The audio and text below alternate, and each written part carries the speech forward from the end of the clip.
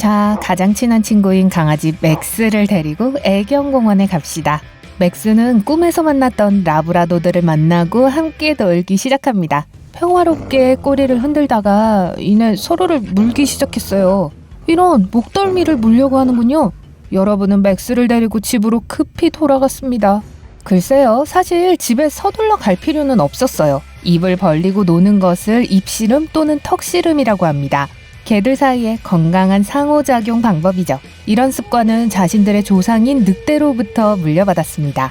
개는 강아지일 때 싸움을 비롯한 몇 가지 중요한 기술을 배워야 합니다. 입씨름은 싸움을 모방한 것일 뿐이에요. 강아지가 성숙하면 자신을 보호하고 다른 개들의 경계를 존중하는 방법을 알게 될 겁니다. 쫓아가기, 씨름하기, 으르렁대기, 얼굴 물기 등은 모두 다른 개와 어울리고 개들의 세계에서 즐거운 시간을 보내는 방법입니다. 형제 간의 경쟁 혹은 인간들이 하는 장난스러운 싸움과 같은 것이죠. 여러분의 강아지가 다른 강아지와 함께 놀며 즐겁게 뛰거나 누울 때 입씨름을 하면서도 상대편을 공격하지 않는 걸 보신 적이 있을 거예요. 이렇게 되면 상대편 개가 더 유리해지죠. 또한 역할을 바꿀 수도 있습니다. 그리고 어떤 품종의 개는 다른 종보다 조금 더 활발할 수 있습니다. 또한 개는 두려움, 영역의식, 인간에 대한 과잉 보호감을 느낄 수도 있어요. 이 경우 입씨름은 진짜 싸움으로 번질 수 있습니다. 개 한 마리가 놀이라는 걸 까먹고 너무 거칠게 물고 상대방을 평소보다 더 오래 누른다면 가엾은 친구는 낑낑대기 시작할 거예요. 이는 다른 개의 사냥 본능과 보호 본능을 더욱 예민하게 만들 수 있습니다. 강아지의 몸이 뻣뻣해지면 팔짝팔짝 뛰는 것을 멈추고 다른 개를 쫓기 시작합니다. 그리고 이빨과 잇몸을 보이는데 이는 이제 놀이를 멈춰야 한다는 뜻입니다. 등에 털이 쭉 뼛서고 깊은 으르렁 소리를 낸다면 상황은 더 악화될 수 있어요. 만약 반려견이 입씨름을 너무 많이 한다면 개선을 위해 개 조련사와 상담을 할 수 있습니다. 혹은 동물이 입씨름을 하려고 할 때 사람들에게 부드럽게 다가가는 법을 가르치는 것도 좋은 생각이에요. 강아지가 관심을 얻고 싶어 할 때 여러분의 손에 장난을 친다면 우는 소리를 내보세요.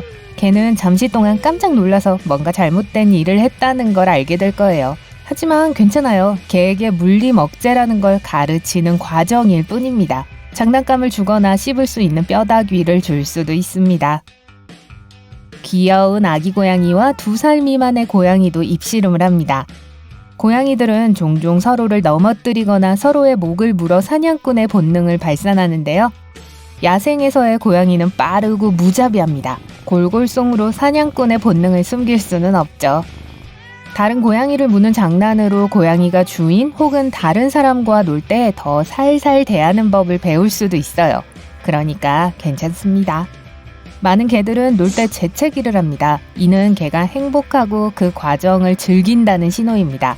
개는 재밌는 것을 할 때 종종 입술을 오므립니다. 그러면 코에 주름이 생기고 재채기를 하게 되죠. 이런 재채기는 폐가 아니라 코에서 나오는 것이기 때문에 항상 짧습니다.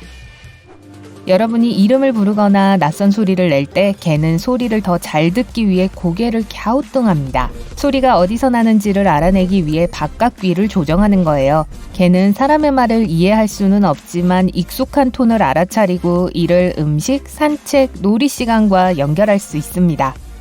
또한 개는 얼굴 표정을 보고 사람이 하는 말을 추측할 수 있습니다. 머리를 기울이면 주둥이의 시야가 덜 가려져 더 잘 볼 수 있어요. 자, 고양이는 종종 먹이를 쫓는 본능을 테이블과 책꽂이에 물건을 떨어뜨리며 발산합니다. 고양이는 타고난 사냥꾼이자 탐험가입니다. 이들이 새로운 물체를 확인하는 유일한 방법은 발로 두드리거나 쳐보고 넘어뜨리는 것입니다. 떨어져서 굴러가는 것들은 고양이들을 즐겁게 만들죠. 여러분이 떨어지는 소리를 절대 무시하지 않는다는 걸 알아차리면 고양이는 관심을 끌기 위해 일부러 무언가를 떨어뜨리기 시작할지도 모릅니다. 고양이는 자신의 영역에 시각적인 흔적을 남기기 위해 가구 위에 스크래치 자국을 남깁니다. 또한 발톱을 갈고 등과 어깨를 스트레칭하기 위한 것이기도 하죠. 소파는 너무 작지도 않고 충분히 튼튼하기 때문에 스크래쳐로 쓰기에 딱이군요. 여러분은 고양이가 스크래치를 하고 감정을 발산할 수 있도록 같은 소재의 대체물을 찾으셔야 할 거예요. 강아지는 정말 행복할 때 우리가 우다다라고도 부르는 에너지를 폭발시킬 수 있습니다. 잠을 자고 난 후 쌓인 에너지를 소모하기 위해 우주선의 속도로 방을 빙글빙글 돌 수도 있죠. 강아지에게 우다다는 신경 에너지 완화제가 될 수 있습니다. 그래서 목욕 후에 자주 뛰는 거예요. 고양이는 추억을 기리고 온도를 조절하기 위해서 싱크대에서 자곤 합니다. 먼저 싱크대의 곡면은 고양이가 모래에서 느끼던 안정감과 기분 좋은 압력을 느끼게 해줍니다. 둘째로 도자기 소재는 따뜻한 창틀이나 다른 곳에서 약간의 시간을 보낸 후 몸을 식혀주는 멋진 역할을 할 수 있습니다. 마지막으로 고양이는 여러분이 싱크대를 자주 쓴다는 사실을 알기 때문에 여러분과 더 많은 시간을 보내려고 하는 것일 수도 있어요. 만약 물고기가 자갈에 몸을 비비고 수족관 안의 물체와 부딪히고 제자리에서 빠르게 헤엄치기를 시작한다면 정말 스트레스를 받았다는 표시입니다. 좋지 않은 물 상태, 다른 물고기와의 충돌 또는 불균형한 식단이 원인일 수 있어요. 물고기는 항상 숨을 곳이 필요하고 바깥에서 나는 큰 소리나 쾅 하는 소리를 싫어합니다. 고양이는 오이를 보면 놀랄 수 있습니다. 오이가 그들의 오랜 적인 뱀과 아주 닮았기 때문이죠. 고양이는 본능적으로 뱀에 물리지 않기 위해 공중으로 뛰어오르도록 프로그램되어 있어요.